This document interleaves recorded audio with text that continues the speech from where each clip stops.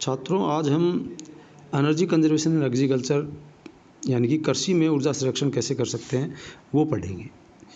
भारत में आप सभी को पता है कि आर्थिक स्थिति है वो कृषि पर आधारित है।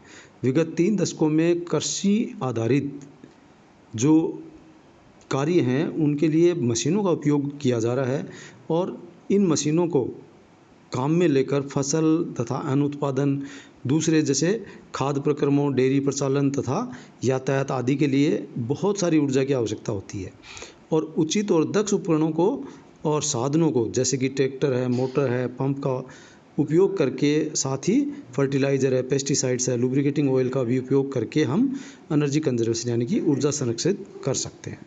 सामान्यतः ये देखा गया है कि किसान उन मोटरों का उपयोग करते हैं जिनकी प्रारंभिक लागत बहुत कम होती है। प्रारंभिक लागत कम होती है क्यों? क्योंकि किसान अपने पैसे, ज़्यादातर किसान गरीब होते हैं तो वो उतने हाई मोटर की जो स्थिति है उसको न देखते हुए, एनर्जी कंजर्वेशन की तरफ न देखते हुए कॉस्ट की तरफ देखते हैं, जबकि ये गलत है। तो किसानों को अच्छी गुणवत्ता की मोटरों को प्रयुक्त करना चाहिए, उनको इसके लिए प्रोत्साहित करना चाहिए, इससे भी एनर्जी कंजर्वेशन होता है। अब जिनकी दक्षता कम होने के कारण जो मोटरें हैं उनकी दक्षता कम हो जाती है, कम रहती है, तो उसके कारण उनका जो वर्किंग है, जो उनका प्रचालन है वो महंगा पड़ता है और एनर्जी भी ज़्यादा खर्च होती है, एनर्जी कंजम्पशन भी ज़्यादा रहती है। तो इसलिए उनको, किसानों को शिक्षित करके उनको अच्छी गुणवत्ता की मोटरों को काम में लेंगे तो उसके लिए अपने को ज़्यादा एनर्जी कंजर्वेशन करनी होगी, एनर्जी कंजर्वेशन ज़्यादा अच्छी तरह से कर पाएंगे। इसी प्रकार से हम ड्रिप इरिगेशन और फव्वारा प्रणाली का भी प्रयोग करके जल और ऊर्जा की बचत कर सकते हैं। और ऑफ पीक यानी कि जो पीक आवर होते हैं, जो जहाँ पर बिजली मैक्सिमम यूज होती है, उनको हटाकर, यानी कि उन घंटों में अपन को मोटरें न चलाकर दूसरे ऑफ पीक आवर्स में अगर हम मोटरें चलाते हैं, कृषि का कार्य करते हैं तो ऊर्जा की बचत की जा सकती है। तो इस प्रकार हम देखते हैं कि कृषि के क्षेत्र में ऊर्जा संरक्षण किया जा सकता है। अब हम ये बात करते हैं कि जो ऊर्जा संरक्षण है उसका कोई कानून भी है क्या? तो भारत के अंदर, दुनिया में आज भी कई ऐसे देश हैं जो ऊर्जा संरक्षण के महत्व को बहुत ही अच्छी तरह समझते हैं और ऊर्जा संरक्षण के उपायों के महत्व को समझते हुए उन्होंने अपने देश में कई कानून बना रखे हैं। कुछ देशों में तो ऊर्जा संरक्षण हेतु बहुत ही कड़े नियम भी बने हुए हैं जिनकी पालन करना सभी तरह के उपभोक्ताओं, उद्योगों, राजकीय उपक्रमों तथा सार्वजनिक उपक्रमों के लिए अति आवश्यक है। इसी तरह भारत में भी भारत सरकार ने 2001 में ऊर्जा संरक्षण अधिनियम बनाया, जो कि दक्षता ऊर्जा ब्यूरो यानी कि bureau of energy efficiency BEE इसे स्थापित किया और उसी ने इसके ऊपर कार्य करना प्रारंभ किया। ऊर्जा संरक्षण अधिनियम क्या है और वो क्या क्या करता है, वो मेन चीज़ें मैं आपको बता रहा हूँ।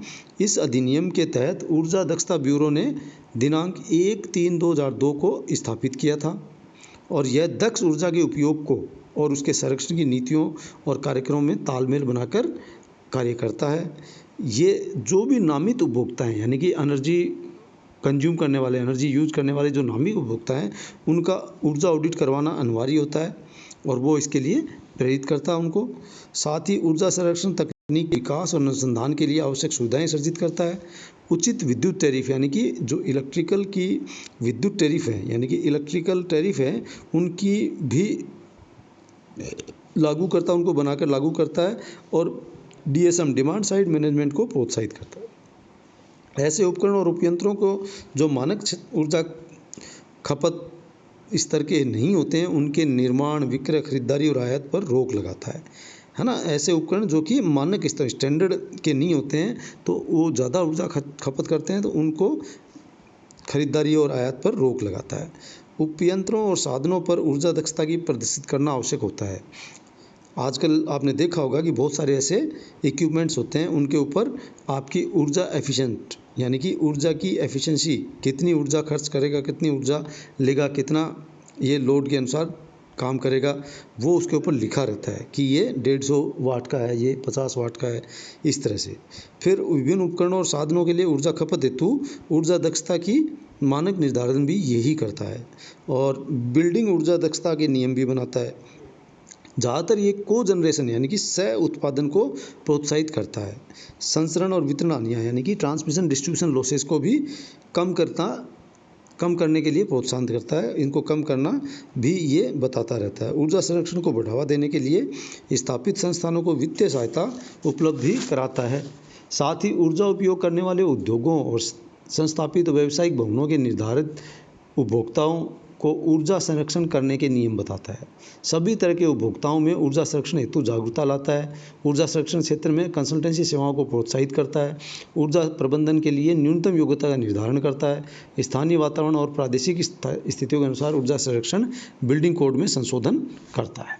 तो इस प्रकार से ये एनर्जी कंजर्वेशन लेजिस्लेशन जिसको कहते हैं, ऊर्जा संरक्षण कानून है, और ये इस प्रकार ये कार्य करता है।